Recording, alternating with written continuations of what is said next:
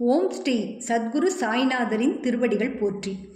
Hi friends, இந்த நாள் உங்கள் அனைவருக்கும் மகிழ்ச்சி நிறைந்த நாளாக அமைந்திட இறைவனை வேண்டி வீடியோவுக்குள் அழைக்கிறேன்.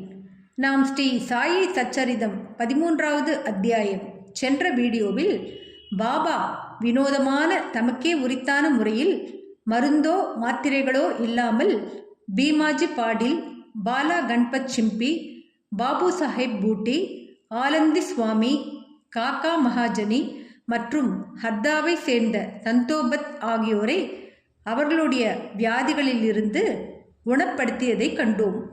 இங்கு பாபாவின் சொற்களும் கருணையும் தான் மிகப்பெரிய மருந்தாக செயல்பட்டது என்பதையும் தெளிவாக புரிந்து கொண்டோம். இந்த அத்தியாயத்தில் பிள்ளை செல்வத்திற்காக ஏங்கிய ரத்தன்ஜி வாடியாவை எவ்வாறு பாபா ஆசீர்வதித்தார் என்பதையும், தட்சணை ஏன் கொடுக்க வேண்டும், எப்படி கொடுக்க வேண்டும் போன்ற பல உண்மைகளை தெரிந்து கொள்ளப் போகிறோம். வாங்க வீடியோவுக்குள் போகலாம். அத்தியாயம் 14. நாந்தேடைச் சேர்ந்த ரத்தன்ஜி வாடியா, மௌலா சாஹேப் முனிவர், தட்சிணை சாஸ்திரம், மீமாம்சா. பாபாவின் சொல்லும் கருணையும் எங்கனம் குணமாக்க முடியாத வியாதிகளையும் குணமாக்கியது என்பதை சென்ற அத்தியாயத்தில் கண்டோம். இப்போது பாபா எங்கனம் ரத்தன்ஜி வாடியாவை ஆசீர்வதித்து குழந்தையை அருளினார் என்பதை விவரிப்போம். இயற்கையிலேயே ஞானியினது வாழ்க்கையானது உள்ளும் புறமும் இனிமையானதாய் இருக்கிறது. அவரது பல்வேறு செயல்கள், சாப்பிடுதல், நடத்தல், அவரின் இயற்கையான மொழிகள் எல்லாம் இனிமை வாய்ந்தவை. அவர் தம் வாழ்க்கையோ பேரானந்தம் மானுட உரு பெற்றதாகும். தம்மை தமது அடியவர்கள் நினைப்பதற்கு வழிமுறையாக சாய் அதனை வெளியிட்டார். கடமை, செயல் இவற்றை பற்றி பல்வேறு கதைகளை அவர்களுக்கு சொன்னார். அது கடைமுடிவாக அவர்களை உண்மையான மதத்திற்கு இட்டு சென்றது. இவ்வுலகில் அவர்கள் மகிழ்ச்சியாக வாழ வேண்டும், ஆனால் அவர்கள் எச்சரிக்கையாய் இருக்க வேண்டும். வாழ்க்கையின் நோக்கத்தை அவர்கள் பெற வேண்டும், அதாவது ஆத்மானுபூதியை. முந்தைய ஜென்மங்களில் உள்ள நல் வினைகளால் நாம் இவ்வுடம்பை பெற்றிருக்கிறோம். பக்தியையும் விடுதலையும் இவ்வுதவியை கொண்டு பெறுவது தகுதியுடையதாகும். எனவே எப்போதும் நாம் சோம்பலின்றி இருக்க வேண்டும். நமது குறிக்கோளையும் நோக்கத்தையும் பெறுவதில் நாம் எப்போதும் விழிப்பாய் இருக்க வேண்டும். நீங்கள் தினந்தோறும் சாயி லீலைகளை கேட்பீர்களானால் அவரை எப்போதும் காண்பீர்கள். நீங்கள் இவ்வண்ணமாக சாயியை நினைவூட்டிக் கொள்வீர்களானால் உங்கள் மனது அடிக்கடி மாறி ஓடித் திரிதலிருந்து விடுபடும். இவ்விதமாகவே சென்று கொண்டிருந்தால் அது முடிவாக சுத்த ஞானத்தில் இரண்டர கலந்துவிடும். நாந்தேடைச் சேர்ந்த ரத்தன்ஜி. இப்போது இவ்வத்தியாயத்தை சேர்ந்த ஒரு முக்கியமான கதைக்கு வருவோம். நைஜாம் சமஸ்தானத்தில் உள்ள நாந்தேடில் ஒரு பார்சி மில் கான்ட்ராக்டரும் வியாபாரியுமான ரத்தன்ஜி ஷாபூர்ஜி வாடியா என்பவர் வசித்து வந்தார். அவர் பெருமளவு செல்வம் சேகரித்து வயல்களையும் நிலங்களையும் பெற்றிருந்தார். ஆடு, மாடு, குதிரை, போக்குவரத்து வசதிகள் இவ்வளவையும் பெற்று மிகவும் சுபீட்சத்துடன் இருந்தார். புறத்தோற்றங்கள் அனைத்திற்கும் மிகவும் திருப்தி வாய்ந்தவராகவும் சந்தோஷம் உடையவராகவும் காணப்பட்டார். ஆனால் அந்தரங்கமாகவும் உண்மையாகவும் அவர் அங்கனம் இருக்கவில்லை. எவரும் முழுமையும் செல்வந்தராகவும் மகிழ்ச்சியுற்றவராகவும் இருக்கக்கூடாது என்பது பரலோக தீர்ப்பாய் இருக்கிறது. ரத்தன்ஜியும் இதற்கு விதிவிலக்கல்ல. அவர் தாராளமானவராயும் தான தர்மசீலராயும் ஏழைகளுக்கு உணவு உடையளித்தும் அனைவருக்கும் பல்லாற்றானும் உதவி புரிந்தார். மக்கள் அவரை நல்லவர், மகிழ்ச்சி நிரம்பியவர் என்று கருதினர். ஆனால் நெடுநாளாக தனக்கு ஆணோ பெண்ணோ எக்குழந்தையுமே இல்லாததனால் தமக்குள்ளேயே அவர் மிக்க துயர் கொண்டவரானார். அன்பும் பக்தியுமின்றி பாடப்பெறும் இறைவன் புகழ் குறித்த கீர்த்தனை போன்றும், பக்க வாத்தியங்களற்ற இசையைப் போன்றும், பூணூல் அற்ற பிராமணனை போன்றும், பொது அறிவின்றி கலைகளில் பெற்ற சிறப்பறிவை போன்றும், பாவத்திற்காக கழிவிறக்கமின்றி செய்யும் தீர்த்த யாத்திரையை போன்றும், அட்டிகை நெக்லஸ் அற்ற ஆபரண அணிமணிகள் போன்றும் அழகற்றதாகவும் பயனற்றதாகவும் இருப்பதைப் போன்றே ஆண் குழந்தையற்ற இல்லறத்தானுடைய நிலையுமாம். இவ்விஷயத்தை பற்றியே ரத்தன்ஜி சதா சிந்தித்து, எனக்கு ஒரு புத்திரனை கடவுள் எப்போதாவது மகிழ்ந்தருளுவாரா என்று ஏங்கினார். இவ்வாறாக அவர் கலகலப்பின்றியும் முகவாட்டமுடனும் காணப்பட்டார். உணவில் அவருக்கு சுவை ஈடுபாடு இல்லை. தான் ஒரு புதல்வனுக்காக ஆசீர்வதிக்கப்படுவோமா என்று அவர் அல்லும் பகலும் இதே கவலையால் பீடிக்கப்பட்டார். தாஸ்கனு மகாராஜிடம் அவருக்கு மரியாதை அதிகம். அவரை கண்டு தன் உள்ளத்தை வெளியிட்டார். தாஸ்கனுவும் அவரை ஷீரடிக்கு போகும்படியும் பாபாவின் தரிசனத்தை பெற்று அவர் தம் பாதங்களில் வீழ்ந்து ஆசீர்வாதத்தை பெற்று குழந்தை வேண்டுமென வேண்டிக் கொள்ளவும் அவருக்கு அறிவுறுத்தினார். ரத்தன்ஜிக்கு இக்கருத்து பிடித்தது. ஷீரடிக்கு போகவும் தீர்மானித்தார்.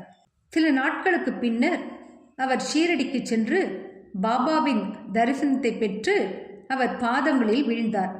பிறகு தம் கூடையை திறந்து ஒரு அழகிய பூமாலையை எடுத்து அதை பாபாவின் கழுத்திலிட்டு கூடை நிறைய பழங்களையும் சமர்ப்பித்தார்.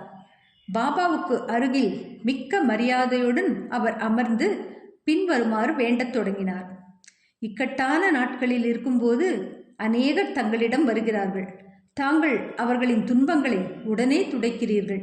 இதை கேட்டு நான் தங்களது பாத கமலத்தை அடைக்கலம் புகுந்தேன். ஆகவே தயவு செய்து என்னை ஏமாற்றாதீர்கள். பாபா ரத்தன்ஜி கொடுக்க இருந்த ரூ 5 கேட்டார். ஆனால் ரூ 3 14 அணாவை தாம் முன்னரே வாங்கி கொண்டு விட்டதாகவும் மீதத்தையே கொடுக்க வேண்டும் என்றார். ரத்தன்ஜி பெரிதளவில் குழப்பமடைந்தார். பாபா என்ன கூறினார் என்று அவரால் புரிந்து கொள்ள இயலவில்லை. அவர் ஷீரடிக்கு செல்வது இதுவே முதன்முறை. முன்னமே ரூ 3 14 அணாவை தாம் வாங்கி கொண்டதாக பாபா கூறியது எங்கனம் என்று அவர் நினைத்தார். அவரால் புதிரை விடுவிக்க இயலவில்லை. ஆனால் அவர் பாபாவின் பாதத்தடியில் அமர்ந்து கேட்கப்பட்ட மீதமுள்ள தட்சிணையை அளித்தார். பாபாவிடம் தாம் வந்த காரணத்தை முழுமையும் விளக்கி கூறி அவருடைய உதவியை கோரினார். தமக்கு ஒரு புத்திரனை பாபா ஆசீர்வதித்தருள வேண்டும் என வேண்டிக் கொண்டார். பாபாவும் மனதுருகி அவரை கவலைப்படாமல் இருக்கும்படியும் அதிலிருந்து அவரின் கஷ்டமான நாட்கள் முடிந்துவிட்டன என்றும் கூறினார். பின்னர் அவருக்கு ஊதியை அளித்து அவரது தலையில் கையை வைத்து அல்லாஹ் அவரது உள்ளத்தின் ஆசையை பூர்த்தி செய்வார் என்றும் கூறினார். பின்னர் பாபாவிடம் விடைபெற்று கொண்டு நாந்தேடுக்கு திரும்பி ஷீரடியில் நடந்த எல்லாவற்றையும் தாஸ்கனுவுக்கு கூறினார். அங்கு எல்லாம் நன்றாகவே நிறைவேறியதாகவும் தாம் பாபாவின் தரிசனத்தையும் ஆசீர்வாதத்தையும் பிரசாதத்துடன் பெற்றதாகவும், ஆனால் அவரால் ஒன்றை மட்டும் புரிந்து கொள்ள முடியவில்லை என்றும் கூறினார். பாபா அவரிடம் தாம் ஏற்கனவே ரூ 3 14 அணாவை வாங்கி கொண்டதாக கூறினார். இக்குறிப்பினால் பாபா என்ன கூறுகிறார் என்பதை தயவு செய்து விவரியுங்கள். நான் ஷீரடிக்கு போனதே இல்லை. பிறகு பாபாவிடம் அத்தொகையை நான் எவ்விதம் கொடுத்திருக்க முடியும் என்று தாஸ்கனுவிடம் கூறினார். தாஸ்கனுவுக்கும் அது ஒரு புதிராகத்தான் இருந்தது. அதை பற்றி பெரிதும் அவர் நீண்ட நேரம் சிந்தித்தார். சிறிது நேரத்திற்கு பிறகு பின்வரும் நிகழ்ச்சி அவர் கவனத்திற்கு வந்துற்றது. சில நாட்களுக்கு முன் ரத்தன்ஜி மௌலா சாஹேப் என்ற ஒரு முகமதிய முனிவரை வரவேற்று அவரின் வரவேற்பு உபசரணைக்காக கொஞ்சம் பணம் செலவழித்தார். மௌலா சாஹேப் நாந்தேட் மக்கள் நன்றாக அறிந்த ஒரு முனிவர், போர்ட்டர் செயின்ட், சுமை தூக்கும் தொழிலாளியாக வேலை செய்தவர். ரத்தன்ஜி ஷீரடிக்கு போக தீர்மானித்த போது இந்த மௌலா சாஹிப் தற்செயலாய் ரத்தன்ஜியின் வீட்டிற்கு வந்தார். ரத்தன்ஜி அவரை அறிந்திருந்தார். அவரிடம் அன்பு செலுத்தினார். எனவே அவரை கௌரவிக்கும் முகமாக ஒரு விருந்து கொடுத்தார். தாஸ்கனு ரத்தன்ஜியிடமிருந்து விருந்து உபசரிப்புக்கான செலவு குறிப்புகளை வாங்கி பார்த்தார். எல்லாம் சரி நுட்பமாக ரூ 3 14 அணா ஆகியிருந்தது. அதற்கு கூடவோ குறையவோ இல்லாதது கண்டு எல்லோரும் ஆச்சரியத்தால் செயல் இழந்தனர். அவர்கள் பாபா எங்கும் நிறை பேரறிவுடையார் என்பதை அறிய தலைப்பட்டார்கள். ஷீரடியில் வாழ்ந்தாலும் ஷீரடியிலிருந்து நெடுந்தூரம் உள்ள வெளியிடங்களில் நடப்பதையும் அவர் அறிந்திருந்தார். உண்மையில் அவர் நடந்தது, நடப்பது, நடக்கப் போவது எல்லாவற்றையும் அறிந்திருந்தார். எவருடைய நெஞ்சத்தினுள்ளும் ஆவியினுள்ளும் தம்மை அவர் அடையாளம் கண்டுகொள்ள முடியும். மேலே குறிப்பிட்ட நிகழ்ச்சியில் மௌலா சாஹேபிடம் தம்மை காணாமலும் அவருடன் தாம் ஒன்றாகவும் இல்லாதிருப்பின் ரத்தன்ஜி மௌலா சாஹேபுக்கு கொடுத்த வரவேற்பு பற்றியும் அதற்கு அவர் செலவழித்த தொகையை பற்றியும் பாபா எங்கனம் அறிந்திருக்க முடியும்? ரத்தன்ஜி தாஸ்கனுவின் விளக்கத்தால் திருப்தியுற்றார். பாபாவிடம் அவருக்குள்ள நம்பிக்கை உறுதிப்படுத்தப்பட்டு பல்கி பெருகியது. பின்னர் உரிய காலத்தில் அவருக்கு ஒரு ஆண் குழந்தை ஆசீர்வதிக்கப்பட்டது. அவரின் மகிழ்ச்சிக்கு எல்லை இல்லை. அவருக்கு 12 குழந்தைகள் மொத்தத்தில் பிறந்தன என்றும் அதில் 4 உயிர் பிழைத்தன என்றும் கூறப்படுகிறது. இவ்வத்தியாயத்தின் அடிக்குறிப்பில் பாபா ராவ் பகதூர் ஹரி விநாயக் சாதே என்பவரை அவர் முதல் மனைவி இறந்த பின்னர் மீண்டும் மணம் செய்து கொள்ளும்படியும் அவருக்கு மகன் பிறப்பான் என்றும் கூறினார். சாதே 2வது மனம் புரிந்து கொண்டார். இம்மனைவி மூலம் அவருக்கு பெண் குழந்தைகளே பிறந்தன. எனவே அவர் மிகவும் மனத்தளர்வடைந்தார். ஆனால் 3வது ஆண் குழந்தையாக பிறந்தது. பாபாவின் சொற்கள் உண்மையாயின. அவரும் திருப்தியுற்றார். தக்ஷிணை மீமாம்சம். தக்ஷிணை பற்றிய தத்துவம். தக்ஷிணையை பற்றிய சில குறிப்புகளுடன் இவ்வத்தியாயத்தை முடிக்கிறோம். பாபாவை பார்க்க சென்றவர்களிடத்து அவர் தட்சிணை கேட்டார் என்பது எல்லோரும் அறிந்த உண்மை. சிலர் பாபா ஒரு பக்கிரியாகவும் அறவே பற்றின்றியும் இருந்தால் அவர் ஏன் தட்சிணை கேட்க வேண்டும், ஏன் பணத்தை பற்றி லட்சியம் செய்ய வேண்டும் என்று வினவலாம். இவைகளை இப்போது விளக்கமாக கவனிப்போம். ஆரம்பத்தில் நெடுநாட்களுக்கு பாபா எதையுமே கேட்கவில்லை. அவர் எரிக்கப்பட்ட தீக்குச்சிகளை சேமித்து தம் பைகளில் வைத்து கொண்டார். எவரிடமிருந்தும் அவர் அடியவராக இருப்பினும் வேறு யாராக இருப்பினும் பாபா எதையும் ஒருபோதும் கேட்கவில்லை. யாராவது ஒரு பைசாவோ 2 பைசாவோ அவர் முன்னால் வைத்தால் அவர் எண்ணெயோ அல்லது புகையிலையோ வாங்கினார். அவர் புகையிலின் மீது விருப்பமுடையவராக இருந்தார். ஏனெனில் அவர் எப்போதும் பீடி அல்லது சில்லிம் புகைப்பிடிக்கும் ஒரு மண்குழாய் குடித்தார். பின்னர் சில ஞானிகளை வெறும் கையுடன் பார்க்கக்கூடாது என்று நினைத்தனர். எனவே அவர்கள் பாபாவின் முன்னால் சில செப்பு காசுகளை வைத்தனர். 1 பைசா கொடுக்கப்பட்டால் அதை அவர் பைக்குள் போட்டுக்கொள்வார். 2 பைசா நாணயமாக இருந்தால் அது உடனே திருப்பி கொடுக்கப்படும். பாபாவின் புகழ் திக்கெங்கும் பரவிய பின்னர் மக்கள் அவரிடம் பெருந்திரளாக மண்டத் தொடங்கினர். அவர்களிடம் பாபா தட்சிணை கேட்க தொடங்கினார். ஒரு தங்கக்காசு வைக்கப்பட்டாலன்றி கடவுளர்களின் பூஜை பூர்த்தியாவதில்லை என்று ஸ்ருதி வேதங்கள் பகர்கின்றது. கடவுள்களின் பூஜைக்கு காசு தேவைப்பட்டிருந்தால் ஞானிகள் பூஜைக்கும் கூட ஏன் அது அங்கனம் இருக்கக்கூடாது? முடிந்த சார்பாக ஒருவன் கடவுள், அரசன், ஞானி, குரு இவர்களை பார்க்க போகும்போது வெறும் கையுடன் போகலாகாது என்று விதிக்கப்பட்டது. அவன் காசோ பணமோ எதையாவது அவருக்கு சமர்ப்பிக்க வேண்டும். இது சம்பந்தமாக உபனிஷதங்கள் சிபாரிசு செய்த கருத்தை நாம் கவனிக்கலாம். பிருஹதாரண்யக உபனிஷதம் பிரஜாபதி கடவுள், தேவர்கள், மனிதர்கள், பிசாசுகள் இவர்களை தா என்ற ஒரே எழுத்தால் விழித்ததாக பகர்கின்றது. இச்சொல்லால் தேவர்கள் தாங்கள் ஒன்று தமா தன்னடக்கம் பழக வேண்டும் என்று புரிந்து கொண்டனர். 2 மனிதர்கள் தானம் அல்லது தர்மம் செய்ய வேண்டும் என்று புரிந்து கொண்டனர். 3 பேய்கள் தயை அல்லது பரிவு செய்ய வேண்டும் என்றும் புரிந்து கொண்டனர்.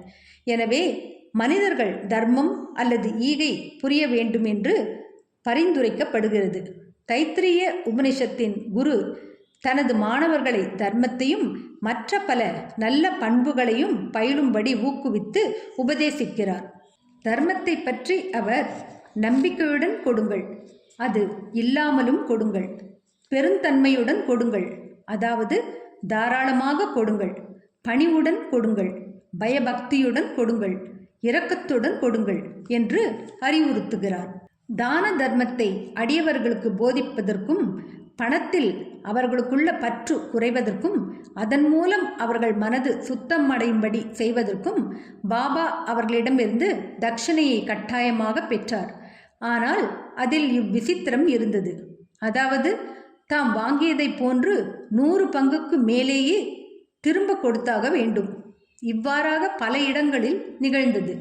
உதாரணத்துக்கு ஒன்று சொன்னால், பிரசித்தி பெற்ற நடிகரான கணபதிராவ் போடஸ் தனது மராத்திய சுயசரிதையில் பாபா தம்மை திரும்ப திரும்ப தட்சிணை கேட்டதாகவும் தனது பணப்பையையே அவர் முன்னால் காலியாக்கியதாகவும் இதன் விளைவாக பிற்கால வாழ்வில் தமக்கு ஏராளமாக பணம் வந்ததால் தனக்கு பணத் தேவையே இருக்கவில்லை என்றும் கூறுகிறார்.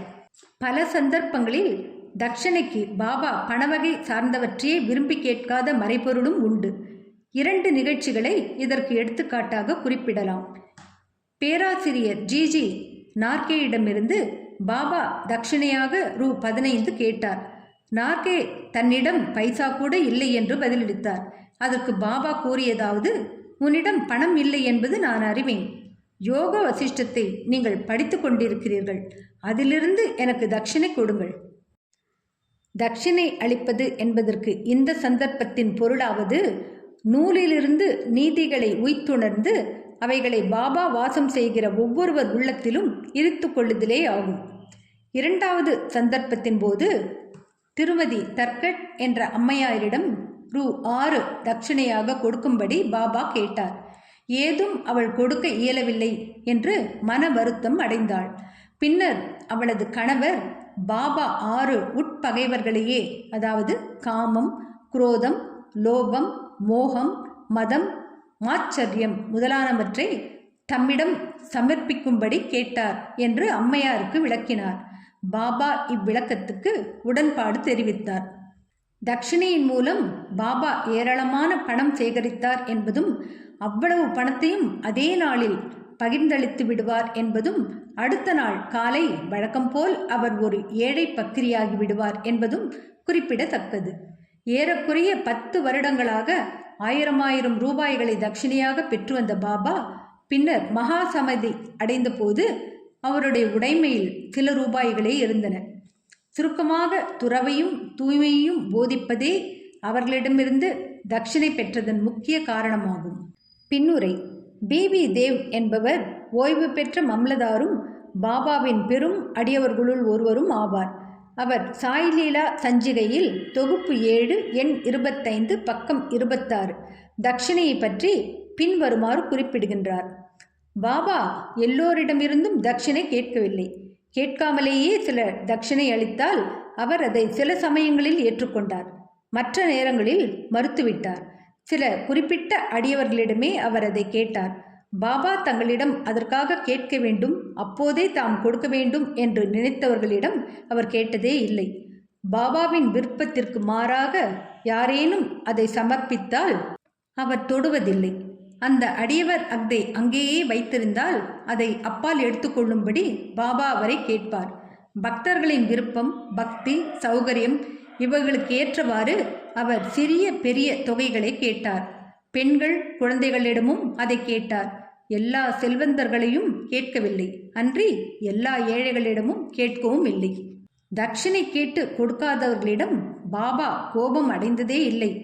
யாரேனும் நண்பன் மூலம் தட்சிணை அனுப்பப்பட்டு அவன் அதை பாபாவிடம் கொடுக்க மறந்துவிட்டானாயின் அவர் அவனுக்கு அதை எப்படியோ ஞாபகம் ஊட்டி அவனை கொடுக்கும்படி செய்தார். சில சந்தர்ப்பங்களில் தட்சிணையாக கொடுத்த பணத்தில் கொஞ்சம் பணத்தை திருப்பி கொடுத்து அதை பாதுகாக்கும்படியோ அல்லது வழிபாட்டிற்காக அவரது பூஜை அறையில் வைக்கும்படியோ கேட்டுக்கொள்வார். இம்முறையானது பணம் அளித்தவர்க்கோ அல்லது அந்த பக்தருக்கோ எல்லையற்ற அளவு நன்மை அளித்தது. தான் கொடுக்க நினைத்திருந்ததை விட அதிகமாகவே யாரேனும் கொடுத்தால் அவர் அதிகப்படியான மீதமுள்ள தொகையை திரும்ப அளித்து விடுவார். சிலரிடம் தாங்கள் முதலில் கொடுக்க நினைத்திருந்ததை விட அதிகமாகும்.